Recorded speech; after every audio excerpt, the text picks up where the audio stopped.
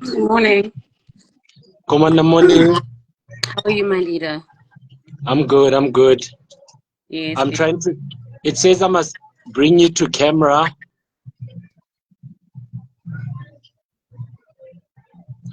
Can you see me, my leader? Yes, I can. Can you see yourself? Yes, I can. It divided the screen into two, and it's showing both of us. Now I can't see both of us now. I'm wondering why. Mm-hmm.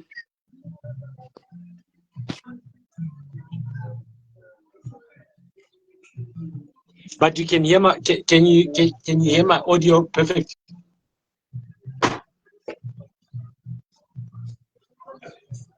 Commander.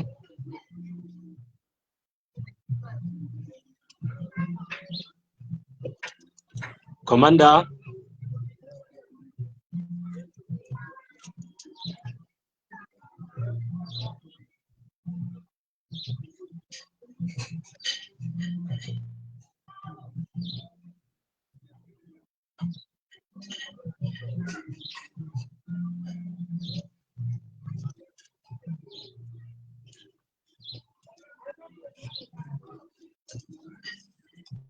Let me just share in the meantime. Hi, Commander. I'm just added you. Hi, Commander. How are you? I'm good, thanks. How are you, my leader? How is the quality of my mic? Can you hear me? Perfectly. Okay, my leader. So you're saying the screen is both. You can see yourself and me. Yes, it's divided into two. Oh, okay, my leader. So I don't know how possible it is, ne? Okay. You can send this video once we're done. Is there somewhere we can save? Oh. Where we can save? Okay, yeah, I can screen, so that's fine. I'm screen recording right now. Oh, okay, yeah, no, perfect, my leader. So now, I'm just trying to share, ne? Okay. Yeah, I'm just trying to share quickly, and then we'll start. We'll start in the next 1 minute. All right. It's not a problem, my leader. Okay, my leader.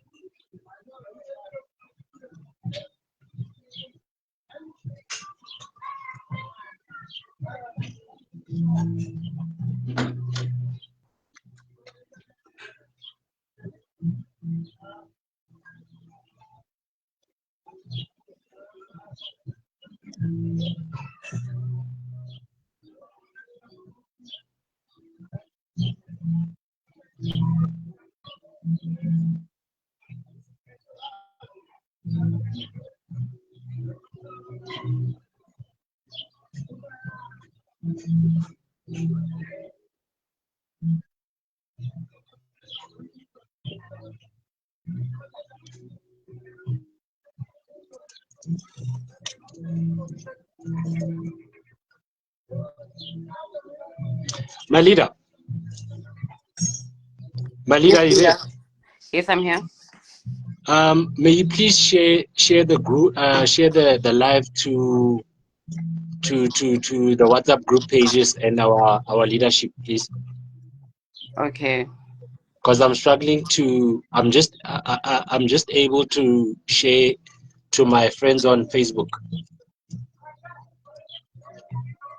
So I don't know what's the problem. And my mic is not echoing, Majid.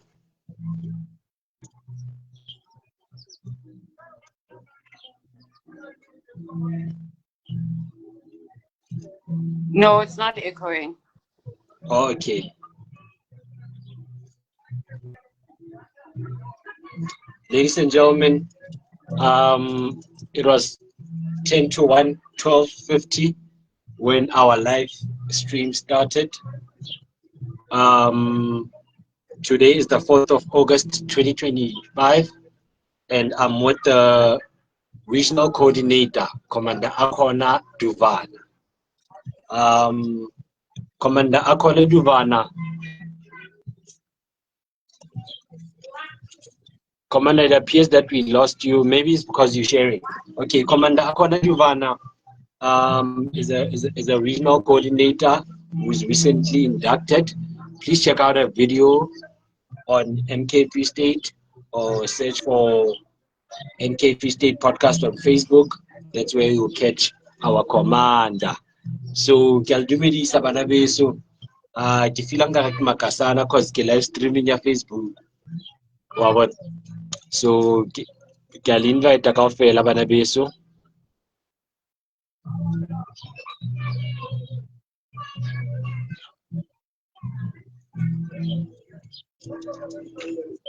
Ke a dumedisa kaofela bana beso, ke a dumedisa. My leader, Yes, leadership. or were you able to share? Yes, I was. I shared it into our group. Oh, okay, my leader. All right, all right. So, my leader, I would like to welcome you to our live on Hloni Twala's account, who happens to be a volunteer of uMkhonto weSizwe. I'd like to welcome you, my leader, and please greet all the viewers, all the pro Akhona Dovana, Lady Command. Over to you, my sister. Over to me, Sarah. Revolutionary greetings, Mankabane. I have to say it is a pleasure to be here. Thank you so much for the invite, Comrade Twala. I have to say as well that your works are being recognized. We see what you're doing in the media space for uMkhonto weSizwe, and it doesn't go unnoticed. You are helping us, and you are giving us the traction that we need. Because as you can see, white stream media is trying to shut out uMkhonto weSizwe from all media platforms.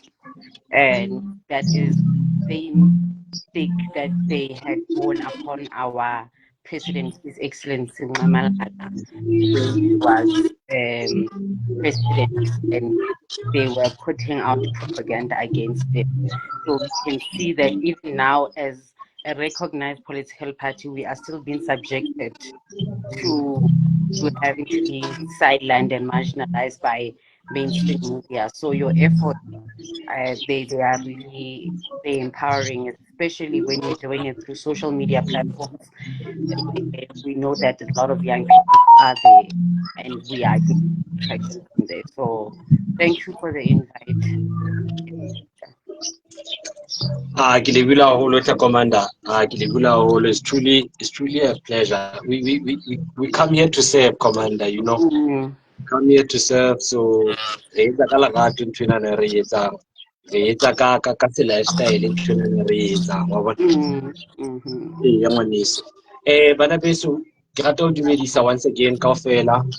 Ke na le Commander Akhona Dovana, and on today's episode, we will be engaging in the uMkhonto weSizwe Constitution, which was adopted on the 26th of September 2024. And then after that, ladies and gentlemen, me and Lady Commander Akhona will be speaking about the aims of the National High Command that they stated in the MK Constitution. And then also, because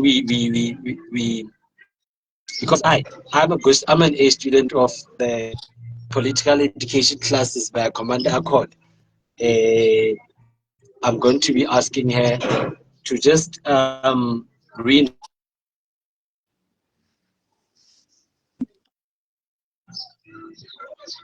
Sorry about that, ladies and gentlemen. So yes, Banabe. So I'm with the regional coordinator. So I was discussing the program of the day. So the program of this episode, it'll be basically us speaking about the uMkhonto weSizwe Constitution, and we'll be touching on matters that we've touched in the political education classes, which are hosted by a commander here, Lady Commander, whom we have the pleasure of having on our episode. So we'll be touching on the aims of the MK Constitution, and then we'll be touching on the principles of uMkhonto weSizwe Constitution, of which we've done in the previous political education classes hosted by Commander Pila and Commander Akhona. And then in closing, we would like Commander Akhona to tell us about the colleagues in the regional detachment, which got recently inducted. Was it the first or the second, Commander? The first. It was on the first. Yeah, on the first day one of Women's Day. So kita qala pele ka bala the preamble. The preamble of uMkhonto weSizwe, and it reads such as this: We, the indigenous people of African continent and all people of African ancestry all over the world, share common scars of slavery, colonization, and colonism, which dispossessed us of our land, natural and economic resources, dignity, heritage, culture, languages, and identity. Since the beginning of slavery and colonialism, all people of African ancestry continue to be on the margins of mainstream economic and social participation and relevance. And then the preamble, in South Africa, the black majority and indigenous people were subjected to centuries of colonialism and apartheid, which was manifested through a symbiotic combination of political, economical, social, spatial, cultural, and knowledge or ideological apartheid and oppression. the symbiotic and reincarnation of these forms of apartheid and oppression constitute the core of why the black majority and indigenous people have and continue to be subjected to colonialism and apartheid oppression and exclusion. The period and era of struggles against colonialism and apartheid have revealed at the center of the liberation struggle has to be the aim for total liberation and freedom from oppression and exploitation. That is the preamble of uMkhonto weSizwe Constitution adopted by the National High Command on the 26th of September 2024. Commander, are you still with me, my leader? Yes, leadership, I am still with you. Okay, ladies and gentlemen, I just read the preamble. We are now going to get to the second segment, which is a Q&A directed to our Lady Commander, Akhona. And the question one will read as the following. Preamble of MK Constitution. I just read that. So the aims of the MK Constitution, I quote, aims of MK, part 4 and part 5. They speak about to reclaim the land and natural resources that were forcibly and violently taken from indigenous people. And then the part 5 of the MK Constitution in the aim section says the fifth question actually speaks about parliamentary sovereignty. So the section 4 says to reclaim the land and natural resources that were forcibly and violently taken from indigenous people. Then the fifth one speaks about parliamentary sovereignty. So the question would be, how would an effective parliamentary sovereignty ensure that land reclaim and the presence of indigenous people like yourself and myself have a presence in the economy? Over to you, Lady Commander Akhona.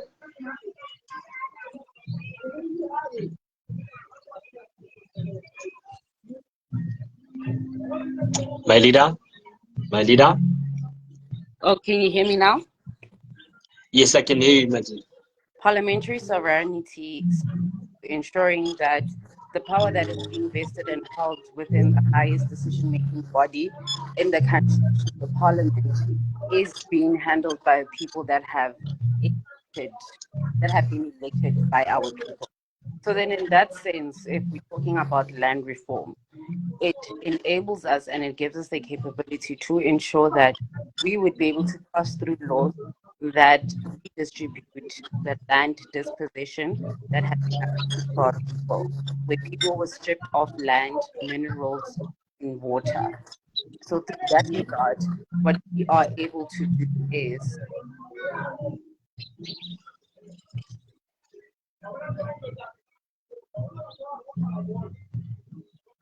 this will ensure that we enable laws that would protect our people from foreign powers that we have known that in our countries through colonization and apartheid have actually stripping out the benefits of our people. It will also ensure that we give back indigenous people their land, reclaiming their identity that was once set out to them, as you know, in Kenya and so forth, where land was distributed in accordance of that. And equally so, parliamentary sovereignty will ensure that there is law enforcement that is actually put in place to redistribute land in an ethical way and in a constitutional manner for our people. Most definitely. It will also entail that there is economic justice for our people.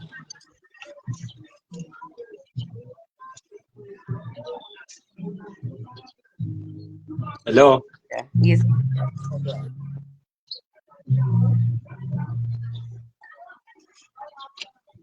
Commander?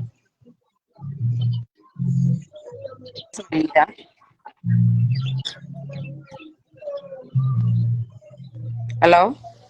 Hello, My Malida. leader. I can hear you now, Malida. You are cutting a bit. Okay. It also ensures that we are going to be able to protect the masses from institutions such as the IMF, institutions such as private companies, Anglo-American, yes. Okay, Malida.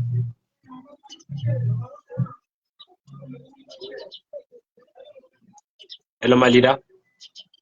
Yes, leadership, I'm here. Oh, okay. Malida, can we get to the second question? Yes, my leader. Okay, Malida. Basically, the second question is regarding the big crime rates in South Africa. Ne? So we would like your stance of crime in South Africa, as I quote the MK Constitution, Part 12. So the aim say to fight crime and eliminate all forms of criminality. So, my leader, I would like your viewpoint on crime in South Africa. As MK, we believe that crime is not a legal issue. It is rather a social economic issue. So in order for us to readdress and actually address crime, there are two manners that we can do that through. And the first one would be through empowerment. And then the second one is through ensuring that the legal and as well as the law enforcement bodies in South Africa are ones that are independent, are ones that are free of fraud, they are free of corruption, and are able to smooth face for our people. Because one thing about Black people, they've always been criminalized in everything that they have done. They've always been racially profiled. And it's not a matter of condoning crime, but it's understanding where does the crime come from. If we are able to empower people through giving them jobs, through giving them sustainable living, through having to ensure that there are opportunities for either businesses or for people to be employed, we will in that way rectify and lower the crime rates in South Africa. One need, Commander, one need. So social inequality is the driving force for crimes that are happening in South Africa. They're normally pushed and they normally influenced by the lack of people, the lack of jobs, the lack of opportunities and empowerment, not also only economically but socially as well. When you take into consideration what's happening in our townships, what is happening to Black kids, what's happening, we have child-headed homes, we have fatherless homes, you understand? So those are all social issues that are affecting and impacting how the crime rates come through. Truth. Special shout out to Tabang Elliot Mopedi. I see you, my leader. I see you. Commander, now we're gonna get to the third question. The third question is with regards to recruitment drives. You know, we've been publishing recruitment drives of uMkhonto weSizwe in the Freestate activities from the beginning of the year.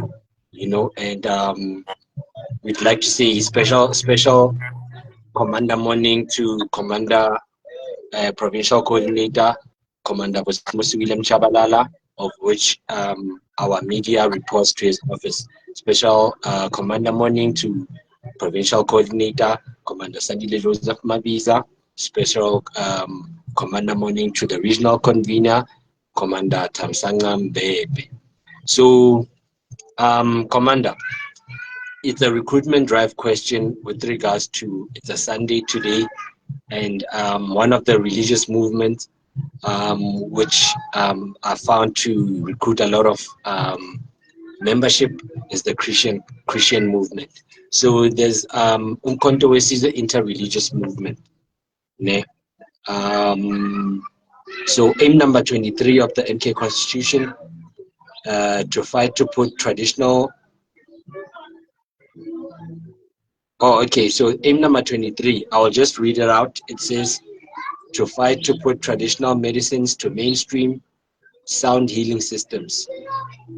You know, so in future, I would like us, Commander, to have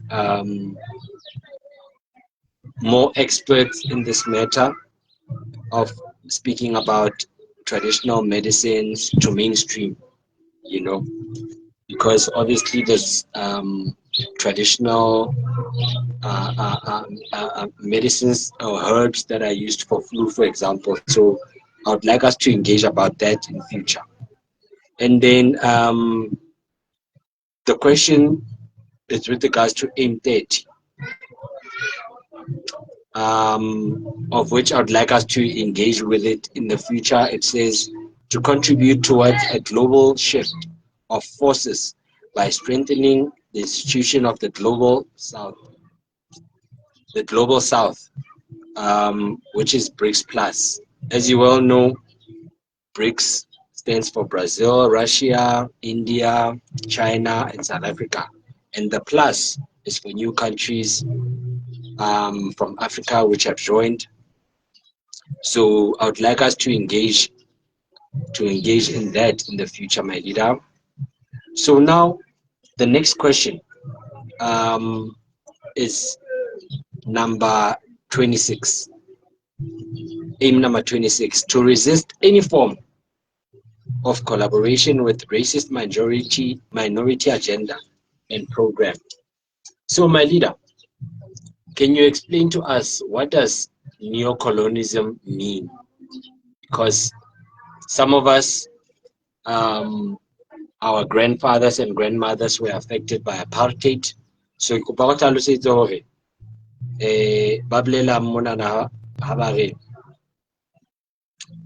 aim number 25, to fight racism whenever and where it is manifested. Okay, so about neocolonialism, it speaks to any current form of colonization. Good, my leader, can you repeat that? When you speak about colonialism, you're speaking about modern and indirect form of colonialism that has been bestowed on a country, although a country does have political independence. All right. So basically, neo-colonialism are the effects of colonialism that we have gotten pre-1994 and during the apartheid era that have manifested themselves into the reality and into the global count as we are at the moment. So then what it also means is that this is through various institutions such as the IMF and the World Bank, and also having to understand that there are private companies and corporations that are operating in South Africa. However, all the proceeds and the dividends that are being made from those companies are not directly being planted back into the country. So when you speak about neocolonialism, it's the idea that yes, we are free in its sense and in its political and in its diction sense. However, in the reality of the means of production and political freedom of our individuals, that we are not yet free. Okay, my leader. I know It you got it.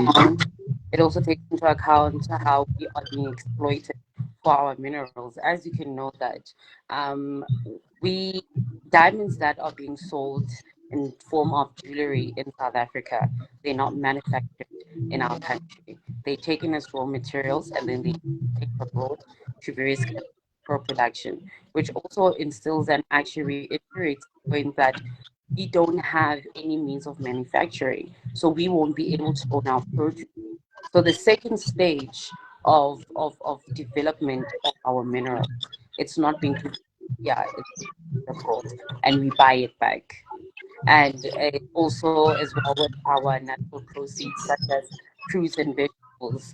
If for those that don't know, is that we actually import our fruits and vegetables, and ours are exported to first world countries. Most definitely, my leader. And then I know you take pride in political education. So, now aim number 24, they speak about to raise the levels of political consciousness amongst all people of South Africa and thoroughly engage in battle of ideas within our country, our continent, and in the world. Ne? So, Malida, can you elaborate on what that means?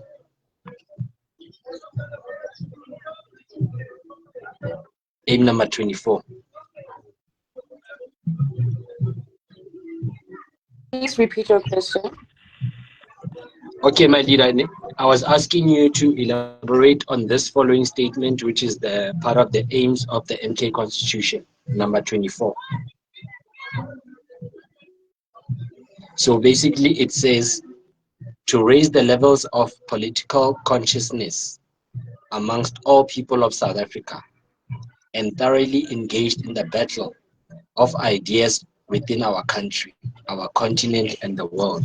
So my question is, you're a person who takes pride in political education.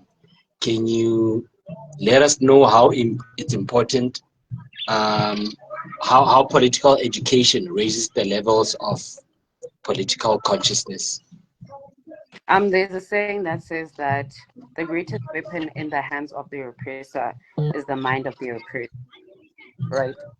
So basically, I think it's one guiding principle and one aim of weSizwe that I have taken into heart, as you rightly state that I take pride in, you know.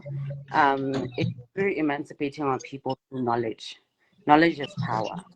The ability to know something and understand something is a mechanism and an instrument that can be used as an individual to be able to empower themselves and those around them. When we bring consciousness upon the individual, we are not only allowing them to understand what we are saying, but to also understand the dynamics of what's around them. You understand? So through political Yeah.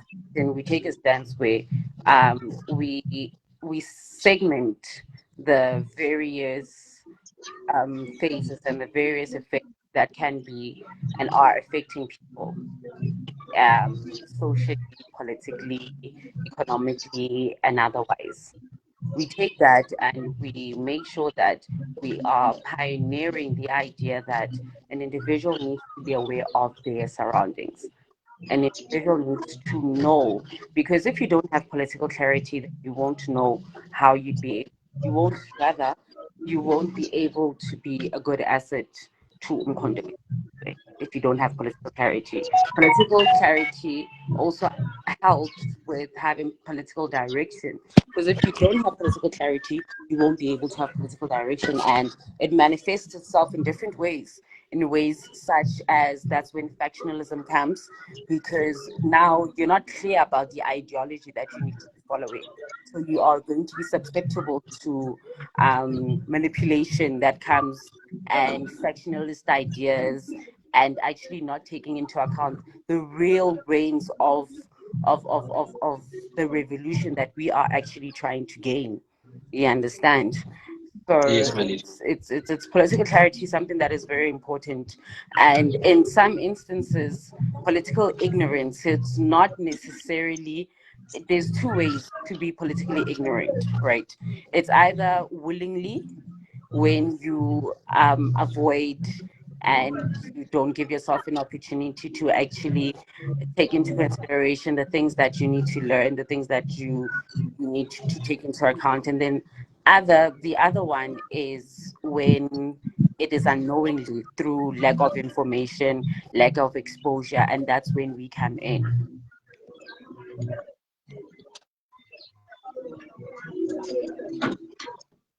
Most definitely, my leader. Most definitely, most definitely.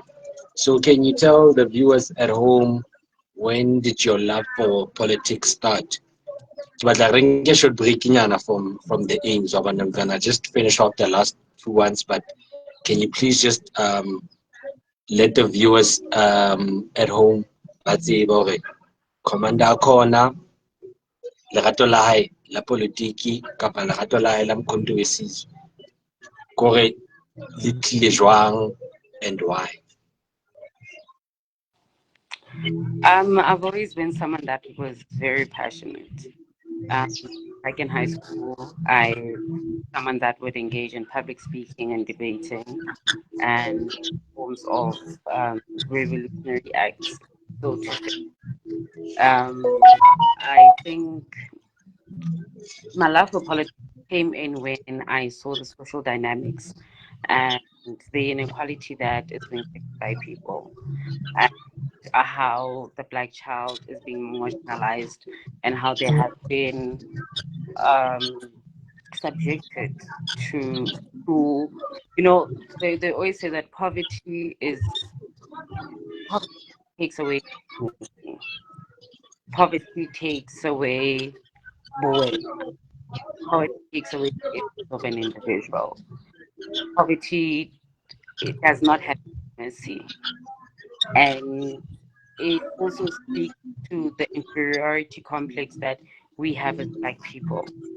And when you have to look down, and when you look back into history, and you see when was the black person captured, and how they actually built these ideas that are nothing but second-hand uh, presence in our own country, in our own continent.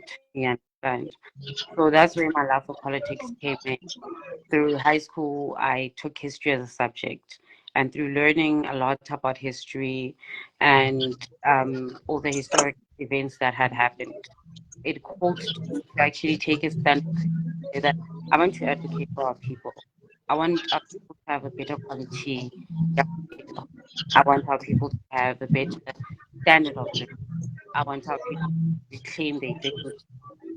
Poverty sacrifices instances where someone nyatsa ka mo a berekang teng, maybe mona bereka ko Shoprite, the teller, and you would just make the assumption that this person is dumb, they're not smart, but you don't realize that the lack of opportunities that was presented to them that does enable them to be able to put its potential.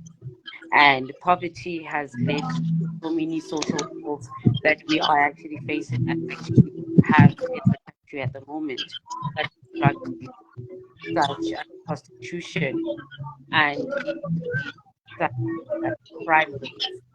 We have a lot of kids that are engaging in criminal gang activity at a young age. And Yeah, that's true. this everything that has been, it's been created in a camp. You know, there's a song that Khote Bontate ba tseilwe ba tseilwe ba isitswe Hloni, which is the kind of work in prisons. And that was the first step of destabilizing the black community, when you took out the father figure from our families in the location, where now there were fatherless homes that were being bred. You understand? And on top of that, the fact that parents had to work away from their homes and leave the kids that has inspired child-headed homes, where that's when lack of principles are. Yeah, there's going to be lack of principles because you don't have the adults that are enough to be able to enforce principles. You understand? So the that status quo and that reality of those politics, and having to see someone struggle. And I have to say, I've been fortunate enough not to be subjected to anything that I could say would be dehumanizing. I've had great opportunities, and I owe it to my parents. I've been to great schools, and I've never struggled with anything. But having to see myself where I am and where I stand, and the fact that the only reason that someone does not have the benefits that I have is the fact that they were born in the wrong family. And that touched my heart. And that's what inspired me to actually want to study politics, to want to redistribute the power back to the black people, having to emancipate the black people, having to emancipate the black child. so that tomorrow we can be able to be a nation that actually gets to stand by its own, you know. Another thing that's very dehumanizing. So I want to say my love for politics, it's based on the indignity that poverty gives to people. When someone lives in the shack and you would have to question, how does this person survive when it's cold? How does this person have to, you know, Yes, man. in that thing. So that's what inspired my love for politics, wanting to change the status quo and wanting to emancipate and free our people. Because the black child is the most hated child in the world, you know. So that's what inspired my love for politics. I can need my leader. I can need my leader. And happy Women's Month to you, Commander Akhona Dovana. Leadership. All right, my leader. Let's get to the next segment, whereby we'll be speaking about the principles and the values of uMkhonto weSizwe as an organization. You know, I'm just gonna read them out, and then we'll just pick a couple for you to just explain, because you already did some of these political education. Rona remember uMkhonto. So Luena Haimu, uMkhonto, so that you can be part of these political education programs, which will nourish your mind and guide you appropriately when it comes to door-to-door campaigns, when it comes to, who knows, Q&As on the show. So, principles and values of the MK Constitution: A, Ubuntu Botho; B, unity in action; C, Pan-Africanism, patriotism, and equality; D, honesty and respect; E, democratic centralization. Democratic centralism; F, mandates, accountability, and reporting; G, organic forms of public representation; H, discipline and hard work; I, knowledgeability and meritocracy; J, class consciousness. Commander Con, would you maybe explain what J means, class consciousness?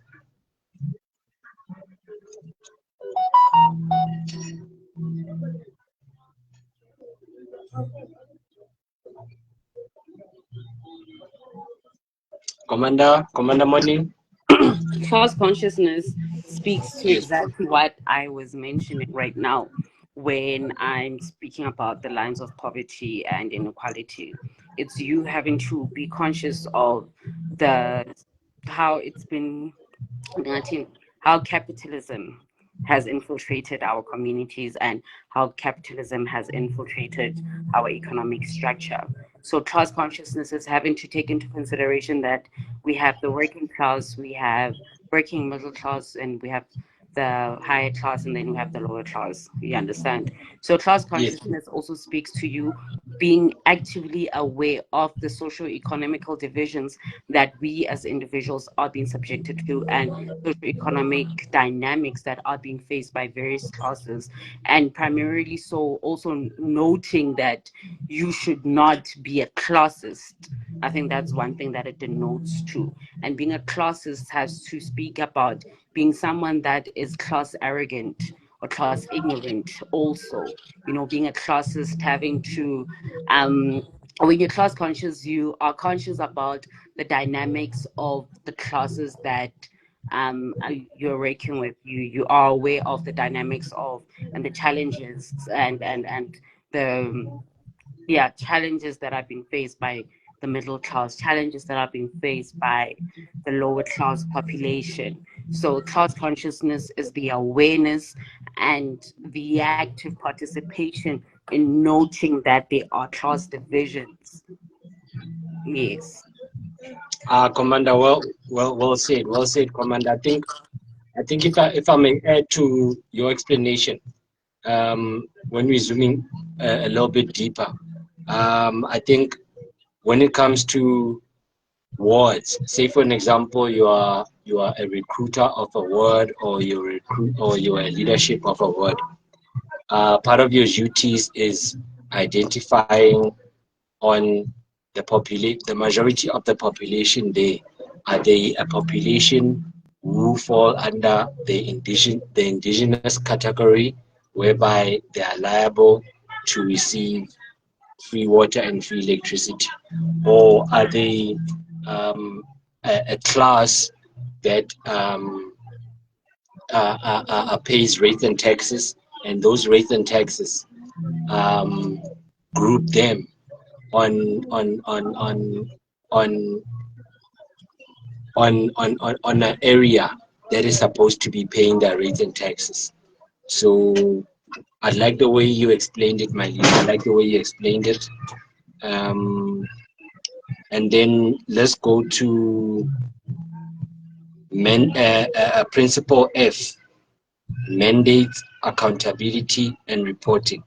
I think here, my leader, what's been making headlines in the Free State is the maladministration in some of these municipalities that are facing, like Machabeng, Maritapofu, just to name a few. So can you, just by explaining as a principle of uMkhonto weSizwe, can you explain what is expected of you as a leader when you are set to mandate, accountability, and reporting? What is the expectancy of a leader there?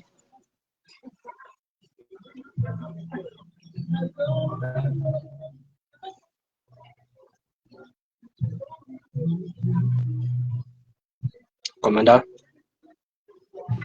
Yes, my leader. I think the very, very important thing about accountability and reporting is less on the side of the party, but more on the side of people. What I mean about this, when we are held accountable, we need to be accountable to the electorate. We need to be accountable to the masses. We need to be accountable to the ground forces, the volunteers, as well as the members.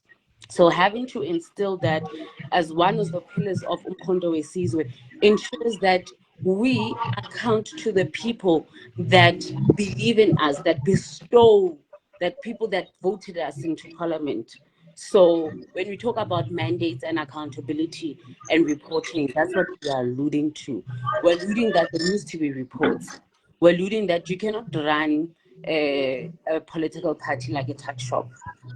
And in order for us to be able to progress and for us to grow as an organization, we need to make sure that we have instilled certain mechanisms and instruments that enable the quality and enable the effective and efficient running of uMkhonto weSizwe, so that we can be able to account and we can be able to further implement and establish what has been expected of us, and we are able to actively say that we are working for the people. You understand? So I believe that mandates, accountability, and reporting go hand in hand with democratic centralization as well as discipline. Because if uliqabane that's disciplined, you do know that you need to report. You need to go back. You need to take into consideration the line of march. You take into consideration that there is some.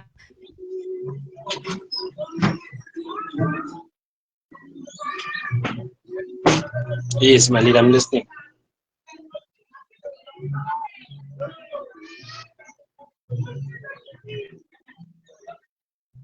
Commander?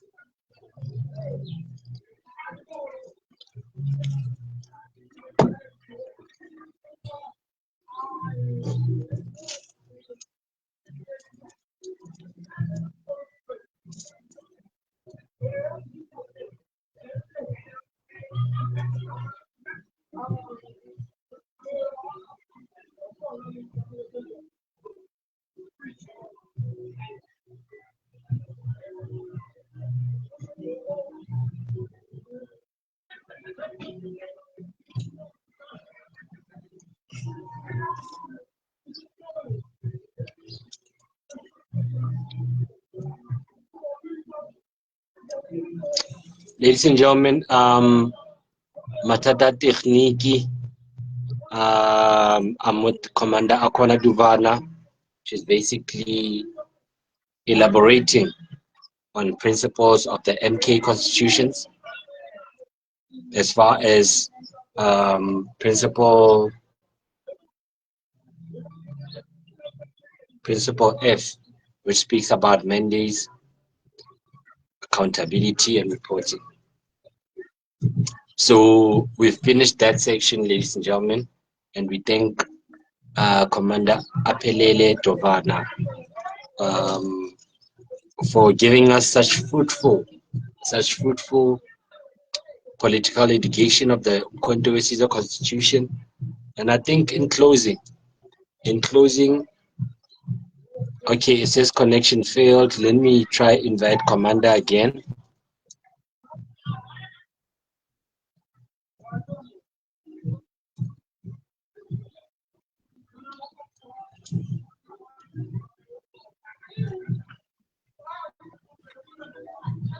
Sorry about that, my leader. My phone died.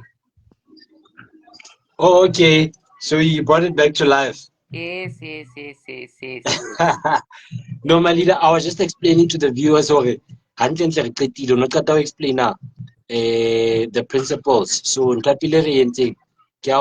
did the preamble of the MK Constitution, and then we went to the aims, of which you answered perfectly, and then Rata to the third one, which is the principles of the MK Constitution. Robert, can you also pick, my leader, in closing that segment? Can you pick one of the principles and values that you'd like to speak about?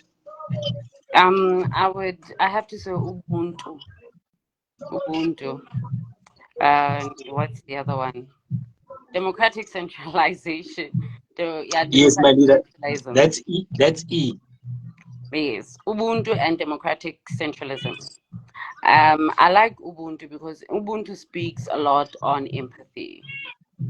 It's empathy and sympathy. That's what Ubuntu is, if we have to coin it in wide definition. And you can't be a leader without empathy or sympathy.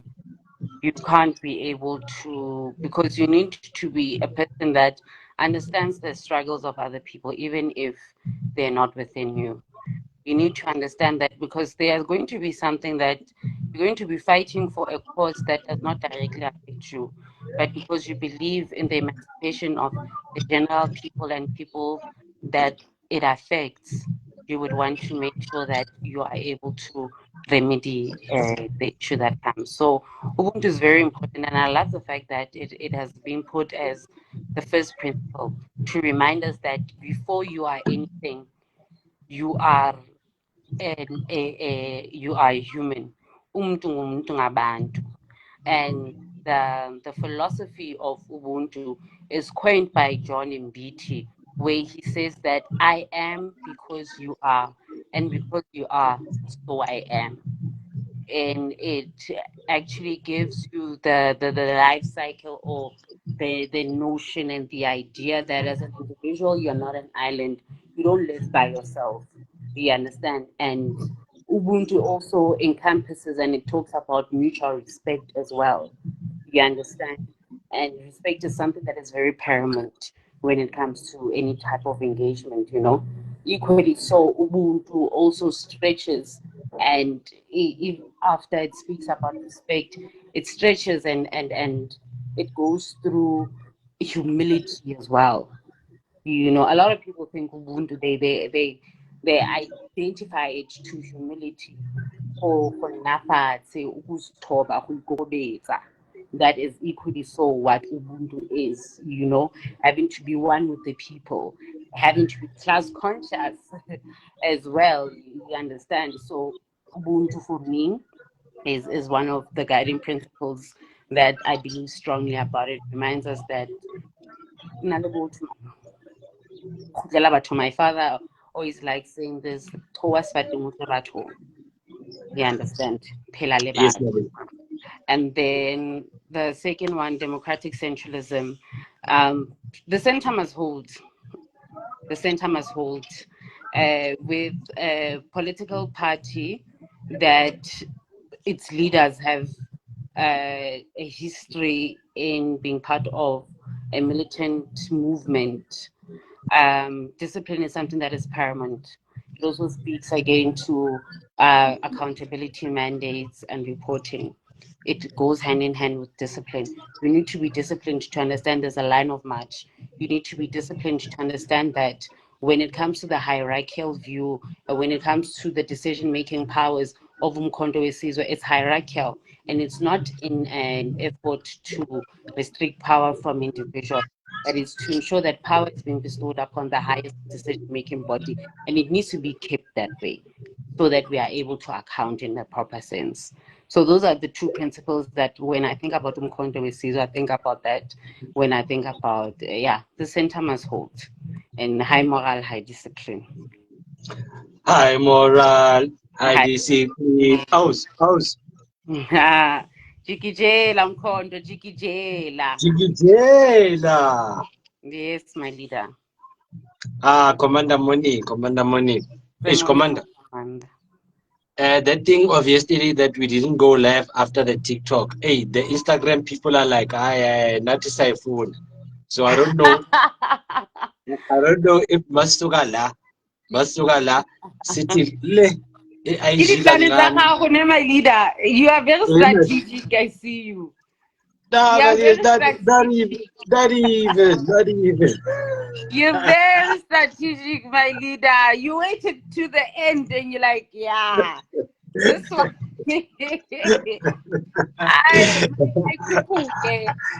My leader. Se ke bone o ntse mo ka nyamela wa bona se wa ke batla o nyamele my leader ke batla at least re bue phatlalatsa wa bona hore batho ba o rata batho ba mangaung ba o rata my leader wa bona ba batla o bona batho ba mangaung wa bona guys, so ladies and gentlemen, to Commander Akhona Dovana, she is youth in a big seat in Mangaung, whereby Mangaung is facing serious challenges. So we say protocol observed as well to the chairperson of the region, Commander Thamsanqa Mbebe. We're gonna be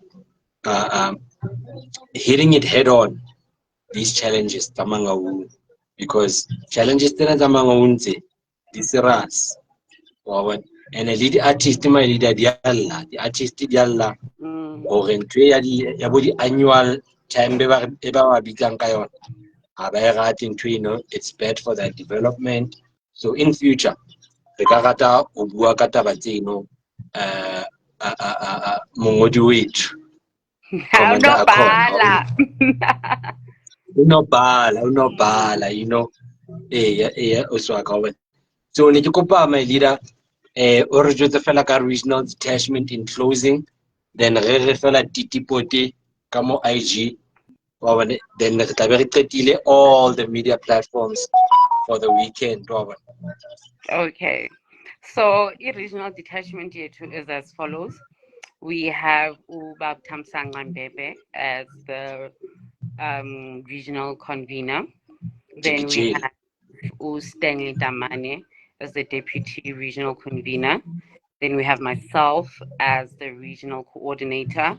Then we have Untayiseng Singonzo as the deputy regional coordinator.